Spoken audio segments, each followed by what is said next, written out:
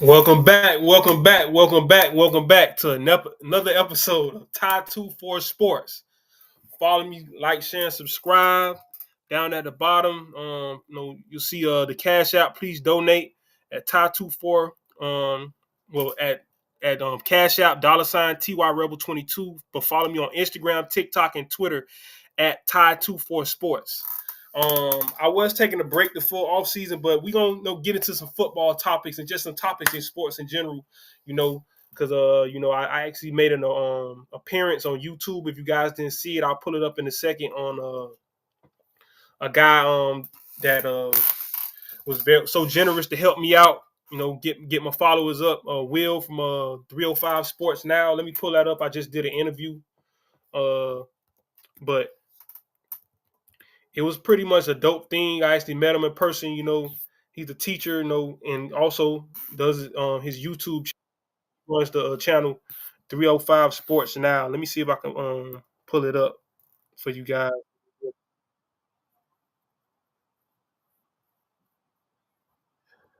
I don't know, man. YouTube is kind of acting up on me. I'm trying to find it. Okay, 305 Sports Now. 305 Sports Now. I'm gonna pull this up so you guys can see. Okay, yeah. So here you go in a second. You guys gonna be able to see. I'm not gonna show you the interview, but I'm gonna just show you where you can find it. So let me pull this down off the screen real quick.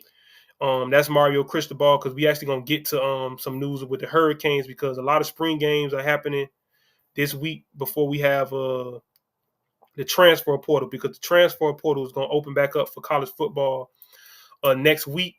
I believe Monday or Tuesday. So you'll see a lot of guys either coming to your school or leaving your school.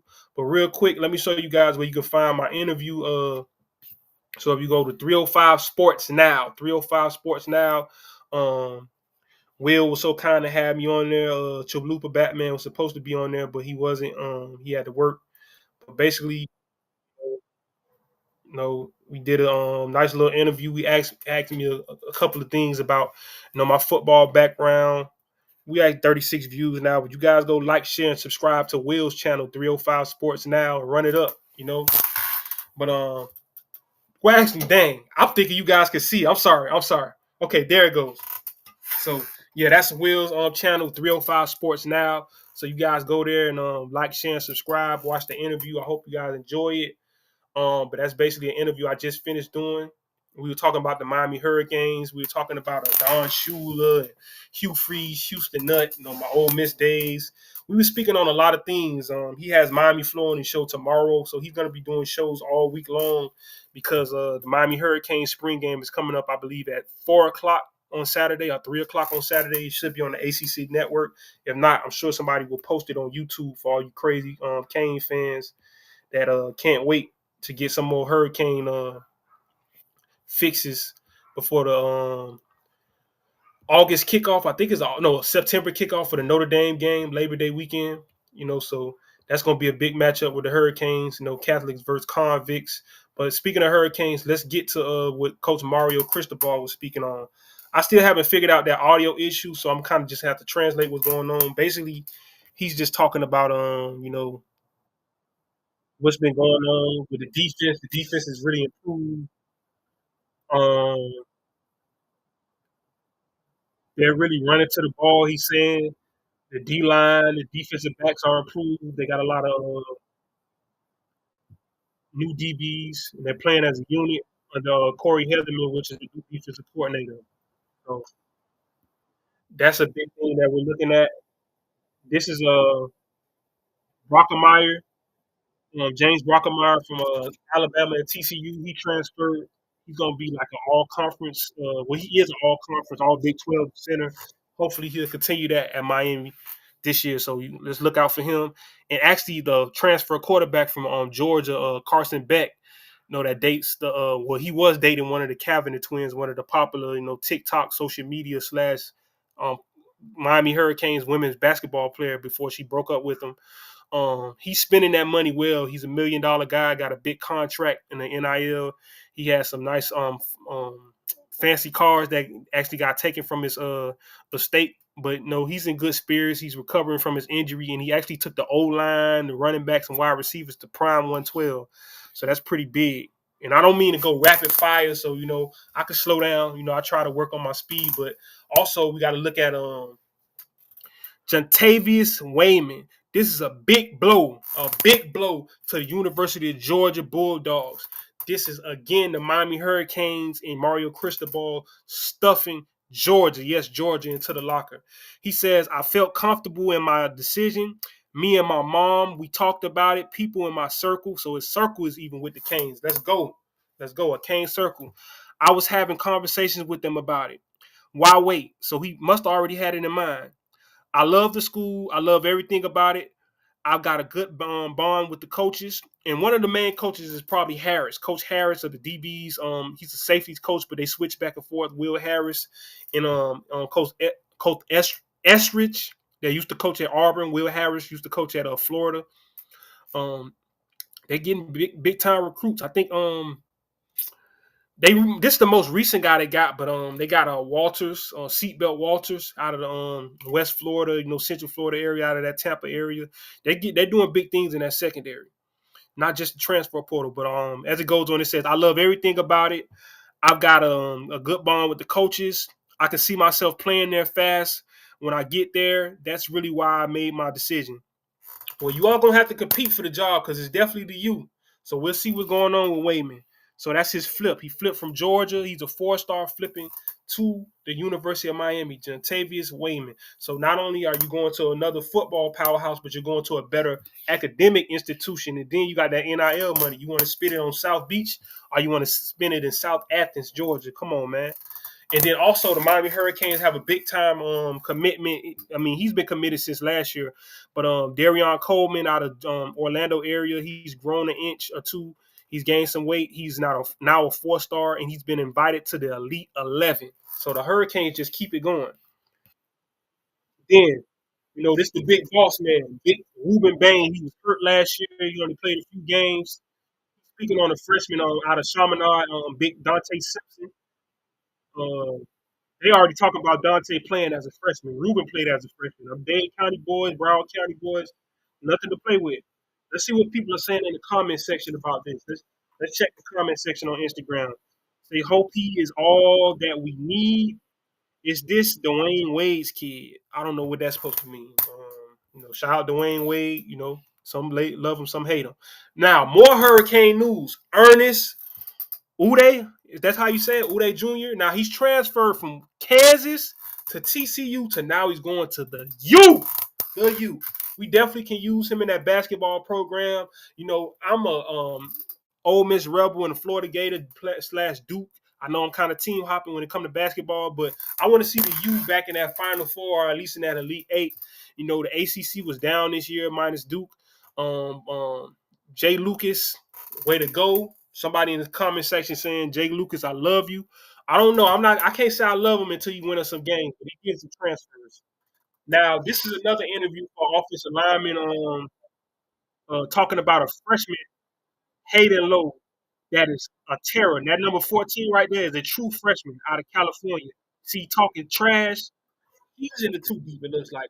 So they getting 5-star recruits and they showing 5-star efforts at the U. So let's look out. Okay, now we switch it back to basketball news. Trey Donaldson from Auburn to Michigan to the U at the point guard position. So you getting a lot of transfers, man. They getting a lot of transfers. The basketball, the basketball team is back on the way. Now we got this 6'4" forward. Hold on, I need a 6'9" forward that played at Indiana last year. Big time guy. So Jay Lucas is not playing around. And this is Zuby Charles from Kane Sports talking about it.